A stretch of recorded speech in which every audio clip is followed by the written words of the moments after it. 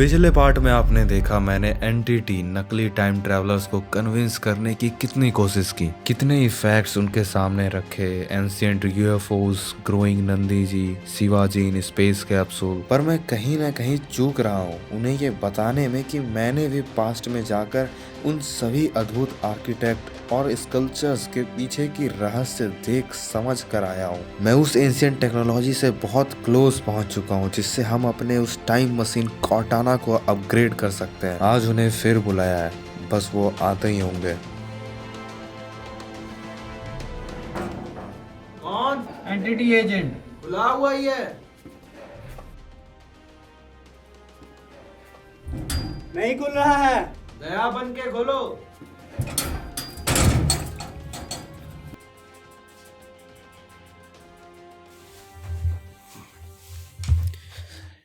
Agent code name official underscore Pawan underscore 617 अभी बीमार हैं, उनके बदले मैं आया हूँ।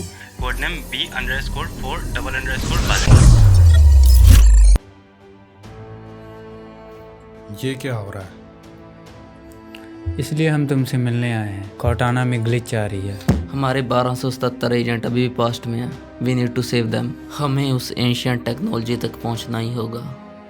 तुम कंटिन्यू करो। आज हमारे एंटिटी के प्रेसिडेंट से बात हुई, चांस कम है। इसीलिए पहले तुम हमें म्यूटेंट्स और मरमेड के बारे में बताओ, वहाँ से हम जान सकेंगे तुम्हारी बातों में कितनी सच्चाई है। साल का अंदाजा लगाना मुश्किल है। मैं समय के बहुत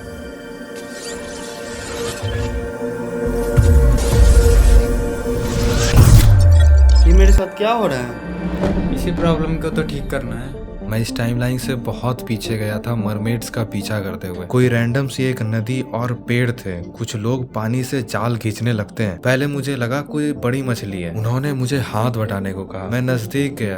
उस जाल में एक लेडी थी। इतने में मुझे पता नहीं क्यों कॉर्टाना में किसी ग्लिच की वजह से मैं कहीं और पहुंच गया। मेरे सामने कुछ लोग थे जो कि एक पत्थर की नक्काशी कर रहे थे। मैं पता करने लग गया मैं अभी कहाँ हूँ। मैं वेस्ट बंगाल में था। तब उसे वांगा साम्राज्य कहा जाता था। मैं 220 बीसी में रहा हूँ क्योंकि इंडो आर्यन बोलने वाले कुछ लोग मुझे मिल रहे थे। मैं वापस गया उन आर्किटेक्चर्स के पास और ये वही है जो मैंने उस दिन देखा था। नदी से उस दिन मरमेड पकड़ी जा रही थी। इस बात का आभास मुझे तब जाकर हुआ। ये इसी स्कल्पचर की इमेज है। आज ये Ashutosh museum of India art Kolkata में है। मरमेड्स असुर जाति में आती हैं। थाई रामायण के अनुसार लंका जाने के लिए जब पुल बनाया जा रहा था तब उन जलपरियों की फौज बीच समुद्र में उस तैरते पत्थरों को हटा दिया करती थी। हनुमान जी ने उसके लीडर को पकड़ा और तब पता चला कि वो रावण की बेटी थी, सुभन्नमच्छा, जिसे रावण ने पुल बिगाड़ने को कहा था। फिर हनुमान जी ने उसे पूरी घटना बताई। तब जलपरियों ने पत्थरों को वापस लगा दिया था। I was caught them right.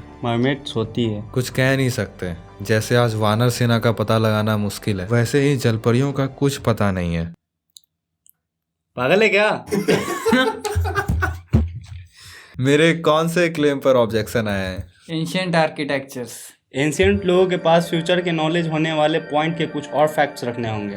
कुछ ऐसा जिसका प्रूफ आज भी एग्जिस्ट करता हो। Okay, genetics engineering. मैं था करीब 4500 बीसी में। ओ तेरी 4000 बीसी, इतना लंबा टाइम जंप। पैर दर्द नहीं करता क्या तुम्हारा? इसलिए तो गेट खोलने भी नहीं जा पाया।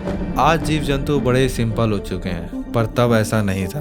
मैंने कई ऐसे जीव देखे जिसे सुनकर आज लोग यकीन करना तो दूर जोक बनाने लग जाते हैं। त्योहारों के वक्त वो किसी मिस्टीरियस तरह से आते थे। मेरा सामना एक वैसे ही चीज से हुआ। मैंने देखा बहुत से बच्चे उनके पैर छूकर आशीर्वाद ले रहे थे। मैंने पास जाकर ठीक से देखा, उनकी सिर हाथी की थी और कमर पर सीदर वाली स्किन थी और पैर थोड़ा लंबा किसी पक्षी की तरह था। अपर बॉडी इंसान की थी, पर वो गणेश भगवान नहीं थे।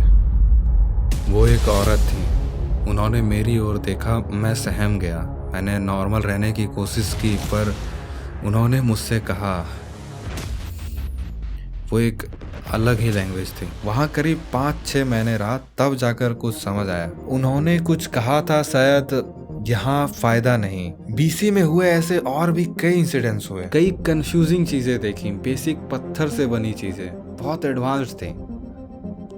कुछ समझ नहीं आता। बीसी में लगभग 8 से 9 साल बिताया मैंने। मुझे पता है वहाँ कैसा लगता है।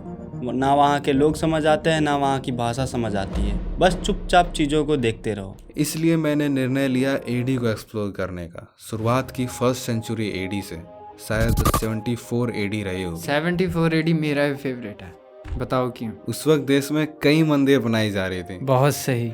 मैं तब आज के बिहार में मुंडेश्वरी टेम्पल के पास था। मैं तब पंचवस्त्र स्वामी टेम्पल तमिलनाडु में था। वो जगह मेरे इमेजिनेशन को बर्बाद कर दी। वे लोग सबर टूटे टाइगर की कार्विंग कर रहे थे।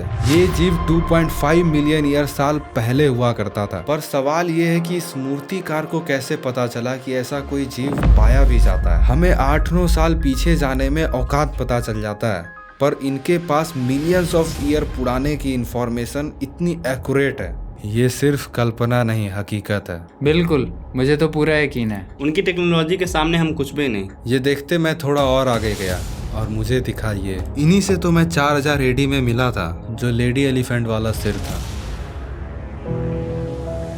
ये देखते ही मुझे समझ आ गया था कि उस वक्त उन्होंने मुझसे क्या कहा था। उन्होंने मुझसे कहा था कि यहाँ कोई फायदा नहीं, आने वाले युग में इंसान सवाल करेंगे, उन्हें सबूत चाहिए होगा। ईसा मसीह के जन्म के 70 साल बाद पांड्या, करंडे, तमिलनाडु, वहाँ एक टेम्पल बनाया जा रहा है, पंचवस्त्रम स्वामी टेम्पल। तुम्हें वहाँ होना चाहिए। अभी जेनेटिक इंजीनियरिंग पॉसिबल नहीं है। कुछ साइंटिस्ट जैसे कि एरिक एंडरसन जॉन हॉपकिंस में जेनेटिक्स के नामी प्रोफेसर हैं। उन्होंने कहा है अभी 100-200 साल तक कुछ नहीं कह सकते। ये लेडी हजारों साल फ्यूचर से थी और इनकी स्कल्पचर यहाँ पास्ट में पहले ही बन चुकी है।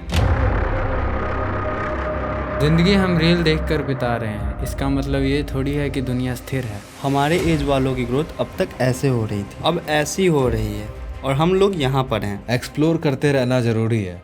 इसलिए हम लोग जून में वैली ऑफ फ्लावर्स उत्तराखंड जा रहे हैं। अगर कोई हमारे साथ चलना चाहता है तो हमारे वेबसाइट पर अपने कुछ डिटेल्स दे दो, we will get back to you. साथ में चलेंगे, बहुत एडवेंचरस रहेगा। ये रहा मेरा पूरा रिपोर्ट। इस बार कुछ दमदार है। इस सीरीज का अगला पार्ट बनाना है, वो तो लोग ही कमेंट्स में बता सकते हैं। जय श्री राम। नहीं खुल रहा है। दया बन के खोलो। जोर से मार, पीछे से मार। ओ तेरी ये क्या? भाई सच अच्छा एक्टिंग करो यार, क्या तुम कमेंट में गाली ना आ जाए। मैं जाऊं? मैं चला जाऊं?